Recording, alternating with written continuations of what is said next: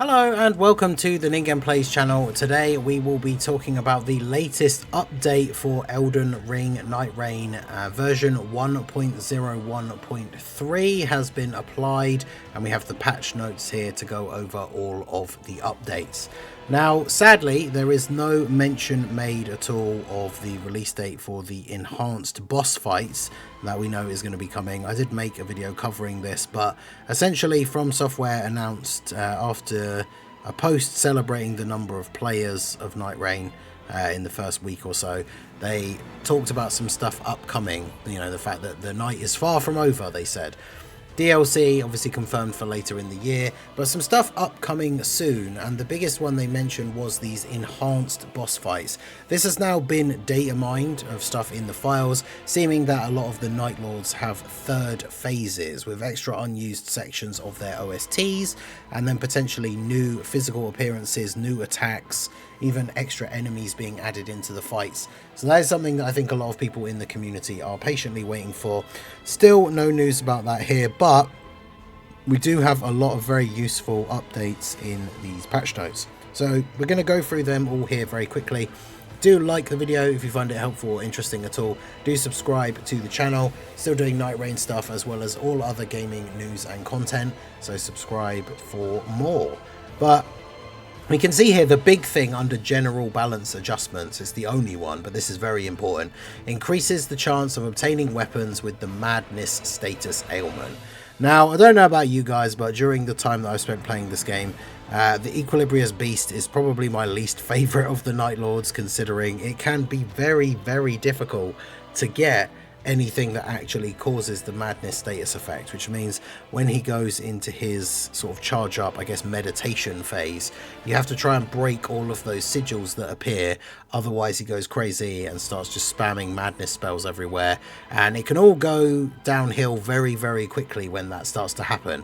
Now unfortunately, the runs that I've done, almost every single run I've done against this guy, I have never gotten a madness weapon myself to drop.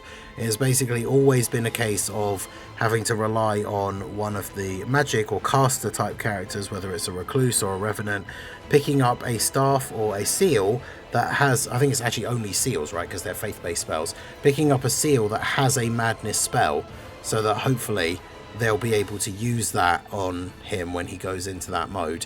Otherwise, it can be a frantic mad dash to break all of the sigils. A lot of the time it doesn't work, and then you just get steamrolled by his ridiculous madness turbo phase. So this should be very, very helpful. I'm looking forward to jumping in and trying a run now after this to see how easily I can get a madness weapon, but that should make things significantly easier. And then we have some other bug fixes here. We'll go through these very quickly, but we've got the whirlwind skill effect visibility when the relic guardian increased duration for character skill is active. So I guess the visual effect of the ability wasn't showing for the full duration with the skill being longer. Fixed a bug where the demon merchant would spawn near the Night's Tide when the demon merchant curse event was encountered. This is an annoying event that I've had happen before, where you just get a massive debuff to your maximum health, and unless you find the demon merchant and basically trade away a level, or I think it's a huge amount of runes, I think, you keep this massive health debuff. And so there was a bug where he was spawning right near the edge of the circle, so of course once the circle starts to close in, it could essentially become impossible for you to actually get to him without dying and then have this permanent debuff, which would be very awkward. So that has been fixed. Fixed a bug where damage dealt to some enemies when destroying weak points created by Ionized marking skill was higher or lower than expected. It's funny because some of these are not always buffs, some of them are nerfs. Because like sometimes this was resulting in players being able to do more damage than should have been possible, but sometimes it was less, so that's been fixed. Lightning damage received by enemies will be nullified when effective by certain passive effects of certain weapons. Fixed a bug where the armor arc gauge was filled more than expected when attacking some enemies. I mean, again, that's one that's just only beneficial for the players, so a little bit annoying, but you know, technically it is a bug, so it gets fixed. Fixed a bug where the relic effect switching weapons adds an affinity attack did not properly reflect the attribute when applied to bows and crossbows, so very good for I&I. This is largely from the relic that you get for beating the last boss. Fixing a bug where the amount of runes needed to purchase uncommon weapons from a merchant incorrectly calculated. Fixed a bug where players would lose a battle after being revived from near death against the Night Lord or other night bosses. This was a huge one that I saw people posting clips of.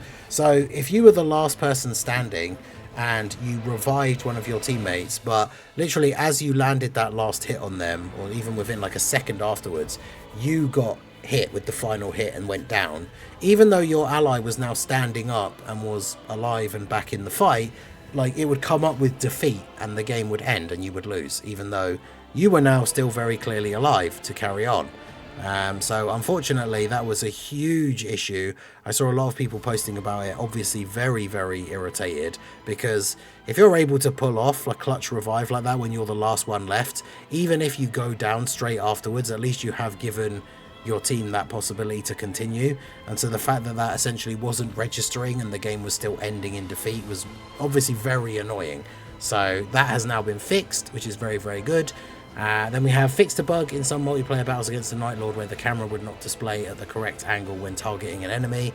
I mean, the camera has always been one of the most formidable enemies in any Souls game, depending on how and what is going on in the fight. So anything that fixes that up a little bit is definitely welcome.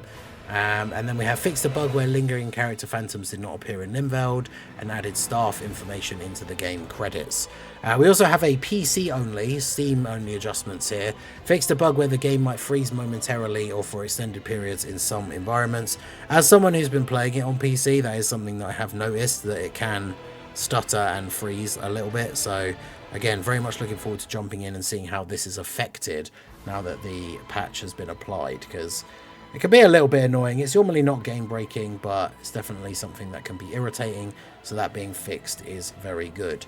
So there you go. The update is out for all formats. You can see here it was app version 1.0.1.3, regulation version 1.0.1.4. This is what should show on the lower right corner of the title screen when you load up the game.